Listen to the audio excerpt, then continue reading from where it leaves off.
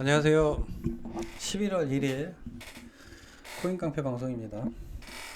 제가 지난주 목요일날 비트코인으로 쉽게 돈 버는 방법이 있습니다, 이렇게 설명드리면서 왜 하지 않느냐 이 말씀 드리면서 이런 거 말씀드렸어요. 은행의 시스템, 요거 은행의 잘못된 시스템 요거 설명드리면 요거 따로 방송을 만들어 보겠다 이 말씀 드렸고, 그리고 예전에 달러에 대해서 얘기하면서도 은행의 시스템을, 잘못된 시스템을 한번 이야기해 보겠다 이런 말씀 드렸습니다. 그래서 방송 준비했고요.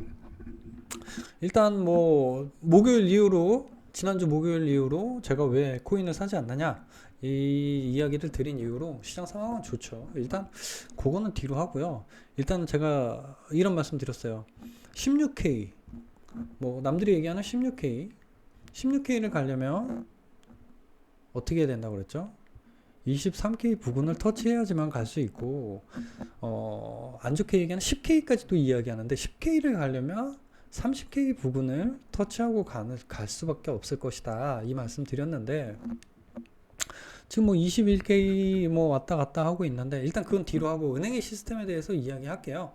그거는 이제 다음 방송에서 또 이어가겠습니다. 은행이라는 곳이 지금 어떤 상황인가요?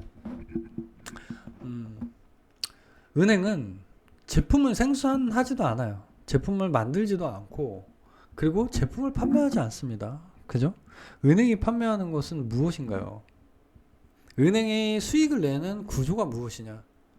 은행은 우리가 맡긴 예금을 판매를 해요. 여러 사람들이 조금씩 모아서 맡긴 예금으로 얘네들은 그거를 고액의 이자를 받으면서 판매를 한단 말이죠. 그죠? 그러면서 뭐 떼이지 않을 곳에 그렇게 판매를 하고 그거에 대한 이자를 받아요. 이자를 받고, 그러면 예금을, 우리가 맡긴 예금을 언제든지 100% 다 찾을 수 있느냐? 또 그렇진 않거든요. 뱅크런이 무슨 얘기냐면, 모든 예금을 맡긴 모든 사람들이 돈을 다 찾으러 갔을 때 이게 뱅크런이고, 은행은 지급준 비율이라는 게 있는데, 내가 1000만 원을 예금이 있잖아요. 이 사람이 10원을 나한테 맡기고 100만 원을 은행에 맡기고 이렇게 다 모은 돈이 1000만 원이라고 하면, 지급준 비율이라는 거는 얘네들이 넌 내가 맡고 있는 거는 1000만 원이지만 1000만 원을 다 준비하고 있지는 않아. 그러면 만들어 놓은 게 지급준 비율이에요. 그러면 너 1000만 원을 예금을 받았지? 그러면 300만 원은 항상 돌려줄 준비를 하고 있어라. 이게 지급준 비율입니다. 그러면 이 은행들은 어떤가요? 700만 원은 항상 대출을 해줘도 상관이 없다는 이야기예요. 뱅크런 사태가 일어나더라도 내가 300만 원 지급할 준비만 돼 있다면 아무 문제가 되지 않아요. 재밌죠? 그러면 이게 제가 지금 1000만 원이라고 예를 들었으니까 그러는데, 1조 원이 되고 10조 원이 된다고 했을 때 한번 보자고요. 그러면 얘네들은 우리가 예금을 맡기면 뭐 1%, 2%, 3%, 요 정도 이율을 줍니다. 이것도 세금을 떼고 주어요. 소득세를 떼고 줍니다. 근데 이것도 연이자예요. 월이자가 아니죠. 당연히 알고 계시겠지만 연이자란 말이에요. 근데 우리가 대출을 한다고 했을 때 어떤가요? 지금 주택 담보대출 금리가 뭐 6%, 7%다 이런 이야기가 뉴스에서 나와요. 근데 이거는 기준금리예요. 그러면 누구는 가서 10% 가까이 이자를 내는 사람이 있고요. 신용도에 따라서. 이 신용도도 참 평가하는 것도 재밌죠. 담보대출인데도 신용평가에 따라서, 담보대출입니다.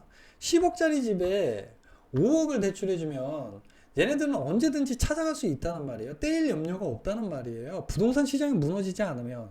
그러면 이거는 누구에게나 공통적인 건데, 이 사람 신용이 좋으니까 그래 너는 6%, 그래 너 신용 안 좋아? 너는 10%, 이렇게 때려버린단 말이에요. 이게 말이 된다고 생각하세요?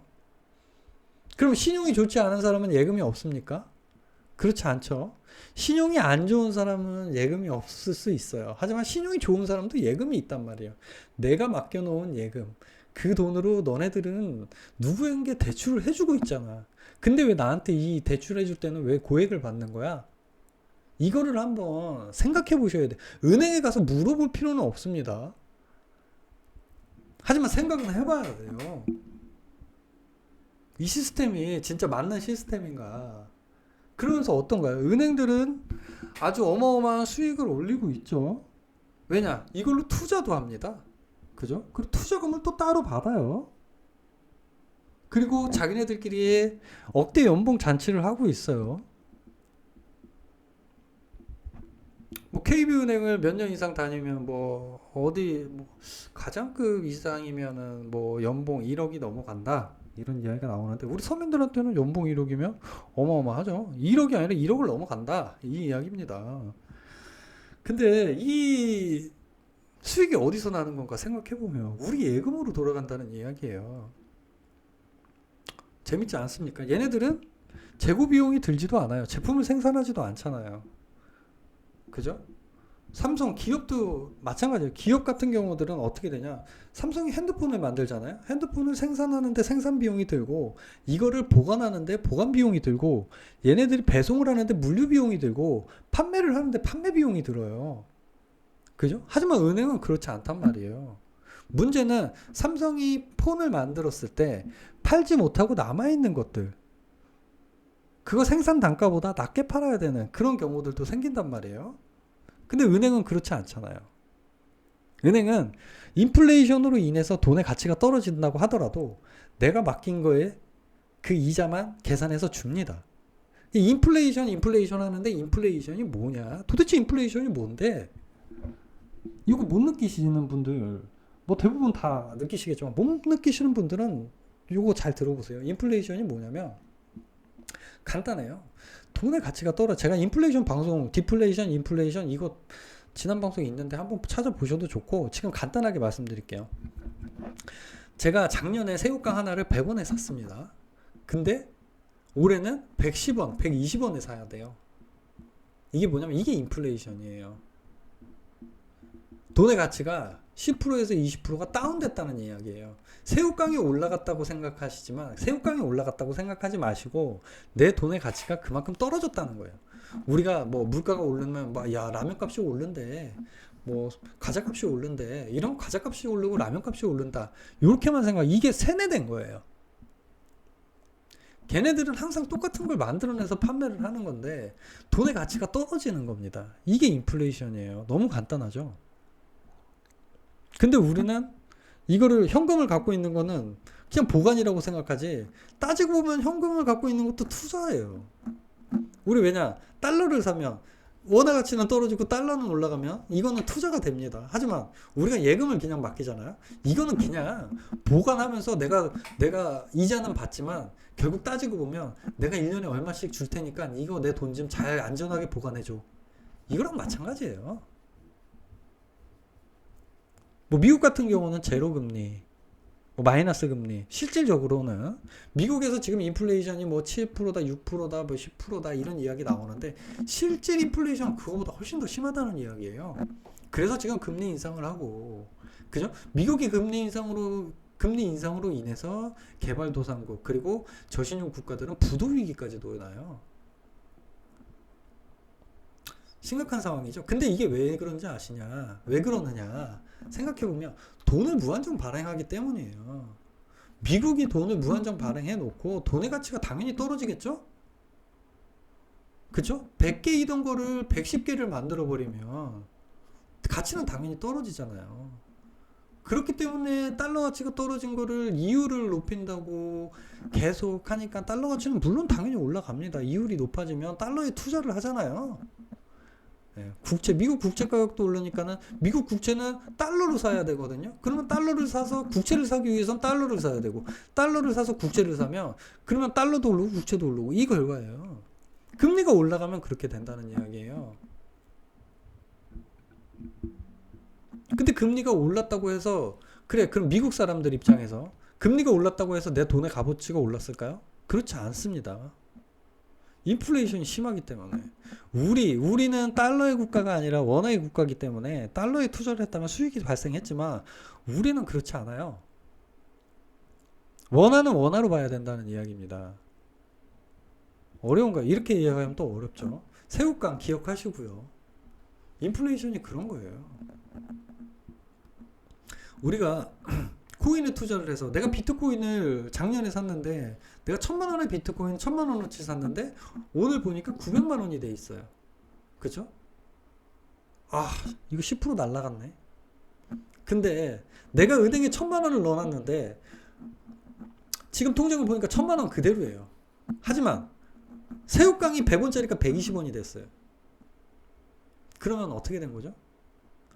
나는 은행 예금에서 20% 손실이 난 거예요. 이거를 못 느낀단 말이에요. 왜냐? 우리는 어렸을 때부터 돈은 저축해야 되고 돈을 모아서 집을 사야 되고 집을 사면은 평생 집 한 채 사는 게 꿈인 걸 목표로 살고 있고 서민들이 대부분 그래요. 평생 1억 한번 만져보지도 못하고 우리 또 이걸 한번 생각해 볼까요? 저 어렸을 때 우리 친구들끼리 이런 이야기해요. 또 100만 원 내기 할래? 야 100만 원 내기 해. 이게 왜냐? 우리 어렸을 때 100만 원이 가장 큰 돈이에요. 우리한테. 근데 지금 애들은 어떤지 아세요? 야 1억 내기 할래? 이렇게 하면 인플레이션 차이가 조금 아실 수 있나요? 제가 40대거든요. 그러면 제가 어렸을 때면 10대였겠죠. 그러면 불과 20몇 년 지나서 30년이 채 안 됩니다. 20년 전에 했던 이야기예요. 야 100만 원 내기 해. 100만 원 내기. 너 진짜? 너 아니면 진짜 100만 원 내기다. 지금은 1억 내기다. 이렇게 간다는 이야기예요. 1,000만 원 내기. 이게 아니에요. 지금 1억 내기. 이게 인플레이션이에요. 그러면 100만 원, 우리 땐 100만 원이면 지금 애들한테는 1억이. 우리 어렸을 때 100만 원의 가치가 지금 1억이 된 거예요.